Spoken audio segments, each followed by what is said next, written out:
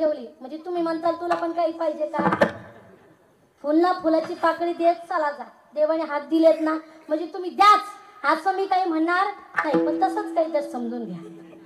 100ची note बाबांनी माझ्या पायावरती ठेवली. म्हटलं बाबा गरीब परिस्थिती दिसते, अंगावरती कपडे एवढे चांगले नाहीये, गरीब परिस्थिती देते आहे, पण तुम्ही एक काम करा ना बाबा, 100ची देऊ नका, 10ची ठेवा. बाबाने ऐकलं नाही. नाही म्हणे ताई राहू द्या.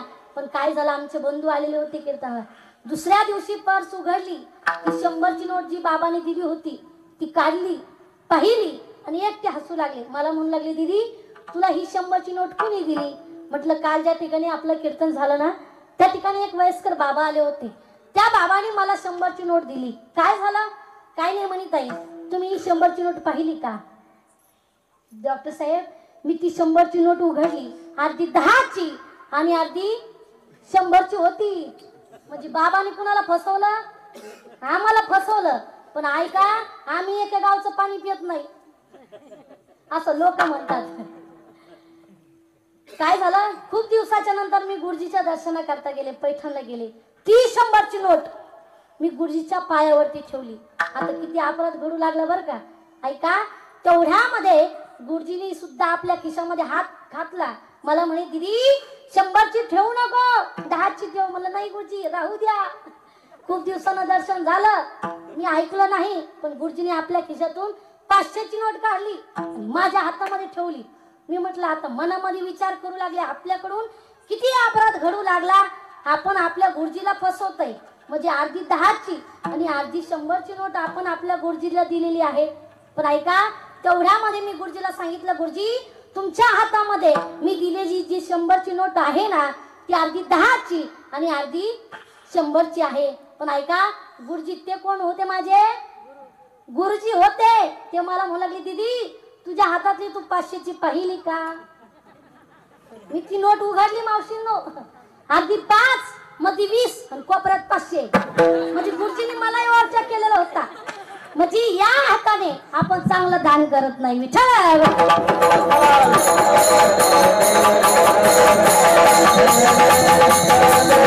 देवाने एवढे सुंदर हात दिले ना टाळी वाजून भजन करण्याकरता. देवाने एवढे सुंदर कान आपल्याला दिले कशा करता? कथा श्रवण करण्याकरता, कीर्तन श्रवण करण्याकरता एवढे सुंदर कान दिले. पण माणसाला त्या कानाची किंमत कळलेली नाही. बघा करोनाच्या काळामध्ये देवाने जर आपल्याला कान दिले नसते दादा तर आपण मास्क कुठं लटकेला असतं बरं? विचार करा जरा. हा जर आपल्याला कान दिले नसते बाबा देवाने, जे मास्क होत ते कुठं लटकेलं असतं आपण? हा खिळे ठोकावं लागले असती तर.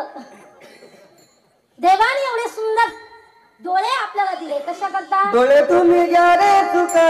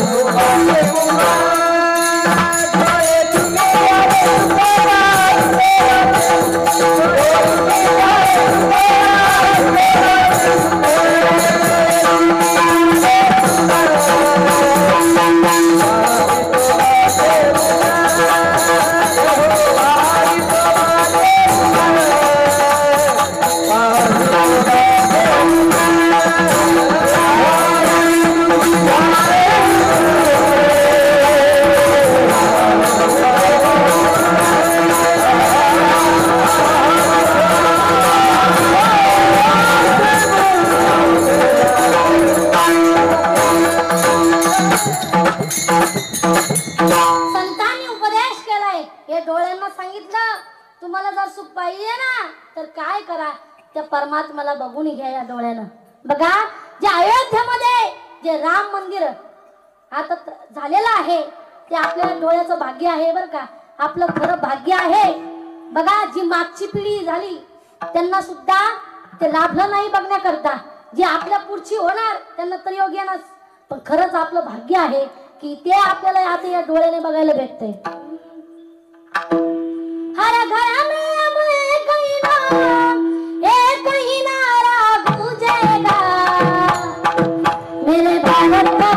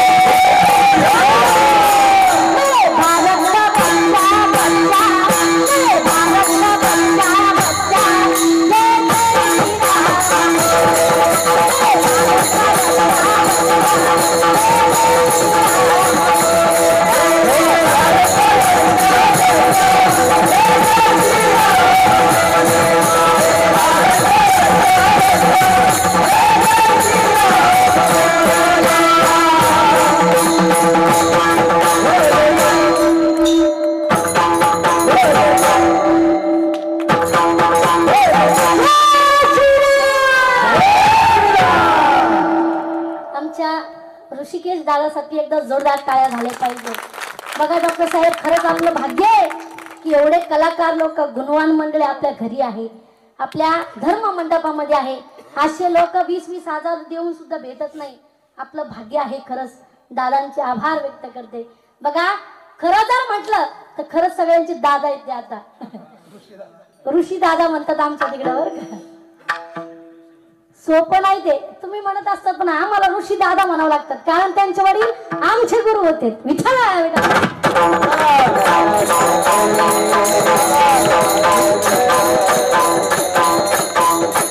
खरंच आपल्या डोळ्याचं भाग्य आहे की ते अयोध्येतील आपलं मंदिर आपल्या या डोळ्याला बघायला भेटतं.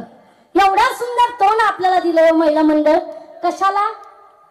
बांधायला, शिवे द्यायला नाही, त्याचं भजन करण्याकरता. ज्या गवळणी होत्या ना त्यांच्या श्वासावरती देखील कृष्णाचं नाव होतं. त्या म्हणायच्या सासो की माला पे सिमरू में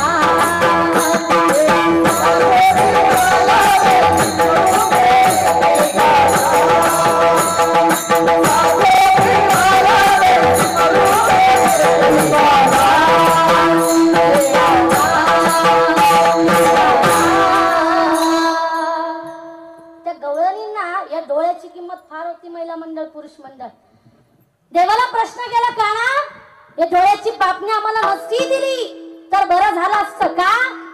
जेव्हा जेव्हा ही डोळ्याची पापणी झाकते ना रे देवा तेवढा वेळ तुला न पाहता जातो. किती डोळ्याची किंमत होती त्या गवळणींना. तर गवळणी म्हणायच्या काली काली अलगोगे फंदे क्यों डाले हमें जिंदा रहने दे मुरली वाले हे रंगील नैना तुम्ही को बालक हे मीठे मीठे नैना तुम्ही को बालक हमारी नजर से निगाहें हटा ले हमें जिंदा रहने दे मुरली वाले. किती किंमत होती त्या गवळणींना. आपल्याला तेवढी किंमत नाही. शरीर दिलंय भजन करून घ्या. संतांनी सांगितलंय की सदा नाम घोष करू हरी कथा तेने सदा चित्ता समाधान. त्या परमात्म्याचे अलंकार आम्ही आमच्या देहावरती धारण केले. अभंगाच्या दुसऱ्या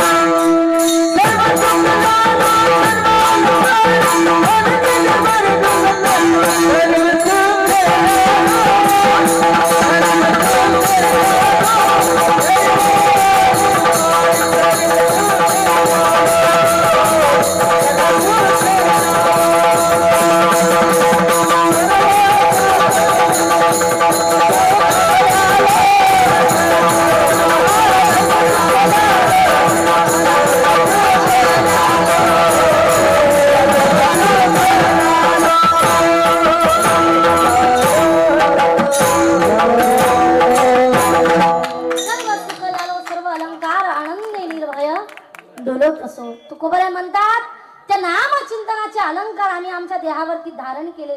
तुम्हाला सुद्धा देवाने शरीर दिले. भजन करा, नामचिंतन करा, भजन करा, नामचिंतन करा. पण लोकाला या शरीराची किंमत कळली नाही. बघा या जगामध्ये तुम्हाला सगळ्या गोष्टी मिळतील पण शरीर मिळणार नाही. पुनर्वित्तम पुनर्मित्रम पुनर्भार्य पुनर्मही एतत् सर्व पुनर्लभ्यम न शरीरम पुनः पुनः। ऐका पुरुष मंडळ, एखादा आपला जवळचा मित्र आहे आपला आणि त्याचं जर भांडण झालं, तो सोडून गेला, तो आपल्याला बोलत नाहीये, जाऊ द्या नका का बोला ना, पण मला सांगा दुसरा मित्र आपल्याला बोला भेटणार मिळणार, बरोबर का नाही? धन गेलं तर पुन्हा कमवता येईल, बरोबर का नाही? एक पत्नी सोडून गेली तर भेटती का आता? ते तर सगळ्यात अवघड झालं. विठ्ठल आहे विठ्ठल.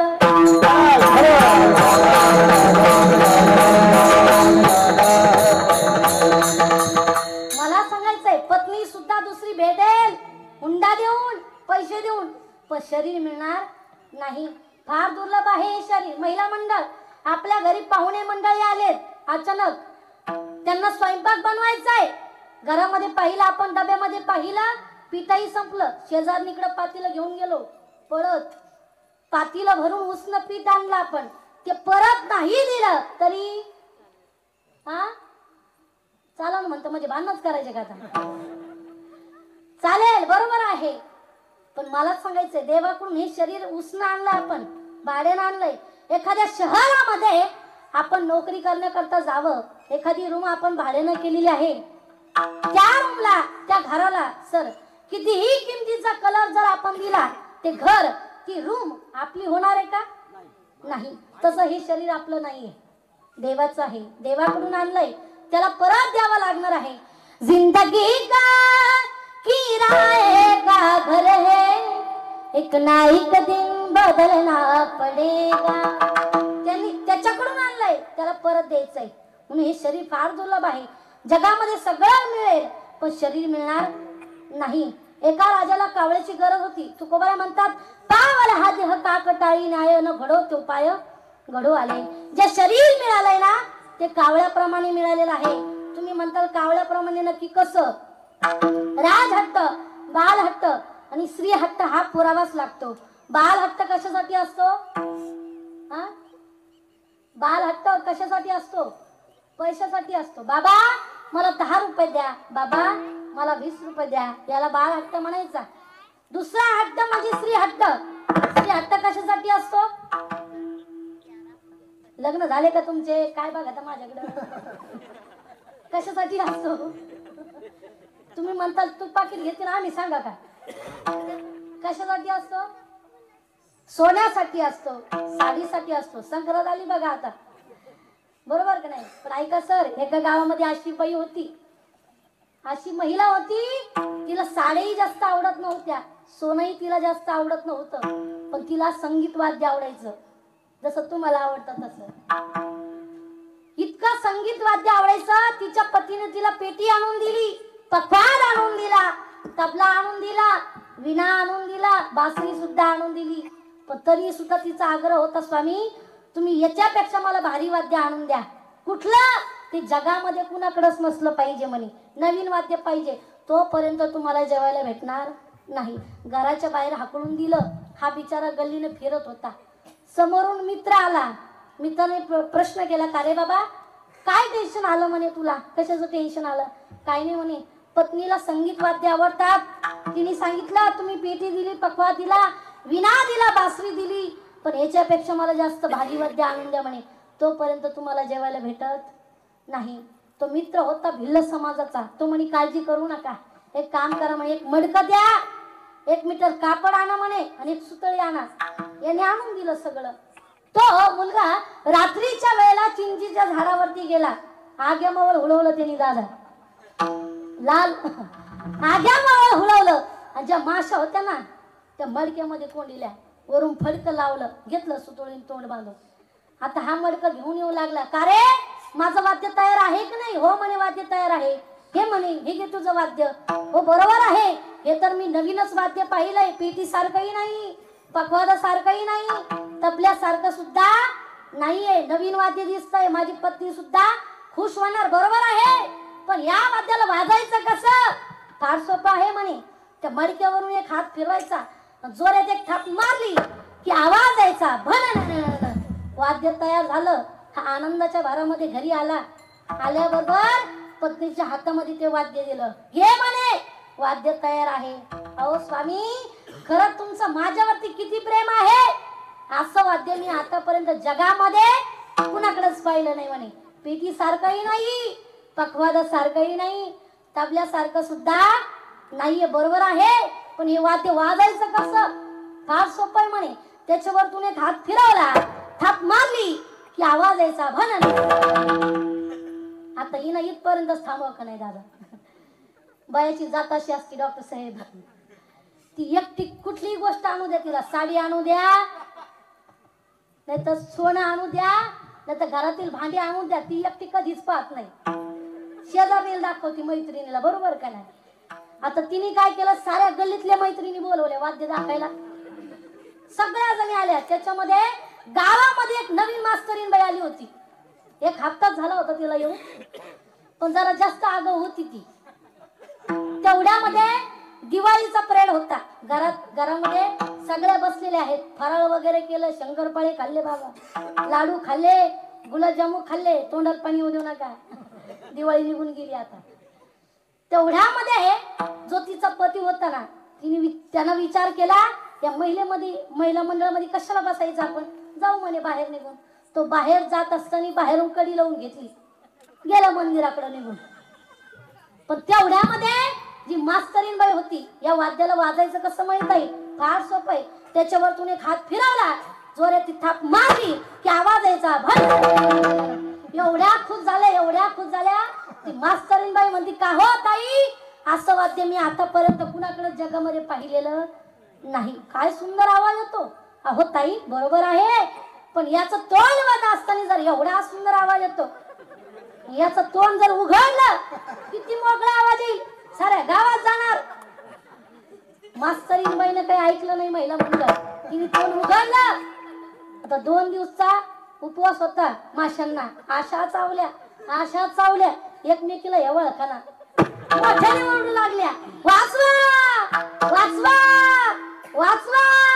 तेवढ्यामधून मध्ये मंदिराकडे एक व्यक्ती चालला होता गल्लीमधून. तो मंदिराकडे गेला. जो घर मालक होता तिथं बसलेला होता, त्याला म्हणू लागला, तुमच्या घरामधून महिलांचा आवाज येतो म्हणे. घर मालक म्हणू लागला, हा आताशी मला वाटतं त्या स्वराच्या तालावरती नक्की ते नाचत असतील.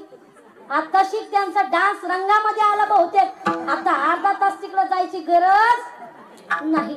अर्ध्या तासाने हा घरी आला, कडी उघडली. सुरुवातीला याची बायको बाहेर आली, पत्नी बाहेर आली, आणि हा असा करून पाहू लागला, का हो ताई, तुम्हाला मी कुठंतरी पाहिल्यासारखं वाटतंय. ती म्हणे, तुझी बायको म्हणजे देईन का ना खाली तुला, वय बाजूला. त्याला स्त्री हट्ट म्हणायचंय. पण मला सांगायचंय, तिसरा हट्ट म्हणजे राजहट्ट. राजाला कावळ्याची गरज होती. राजानं सांगितलं, जो कोणी मला एक कावळा सापडून देईल त्याला 5000 रुपये बक्षीस देण्यात येईल. त्या नगरामधून एक साधू महात्मे स्नान करता चालले होते. टाळी वाजून भजन करू लागले, श्रीराम जय राम जय जय श्रीराम, श्रीराम जय राम जय जय श्रीराम, श्रीराम जय राम जय जय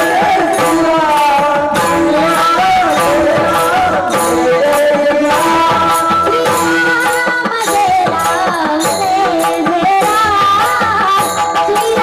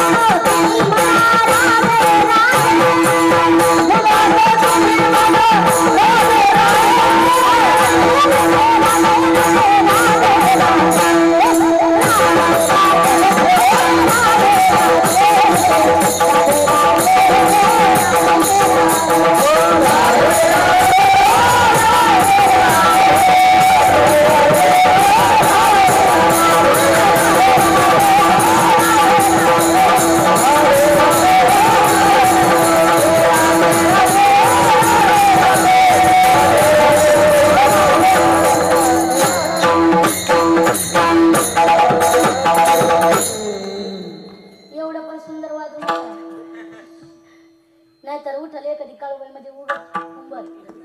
खरंच महाराज गोड मृदंग वाजवतात बरं का. असे गायक मृदंगाचार्य काही काही ठिकाणी असे लाभत नाही महाराजांना. आता सुद्धा महाराजांचं नियोजन म्हणल्यामुळं इथं काही कमी नाही. शिष्टमयी सुंदर आहे. मृदंगाचार्य गायकही सगळेच उपलब्ध आहेत. नाही तर काही काही ठिकाणी असं नाही भेटत आम्हाला. मृदंगाचार्य एका ठिकाणी असं झालं, दोन मृदंगाचार्य होते. एका बाजूला इकडून बाजूला ओळखीचे होते.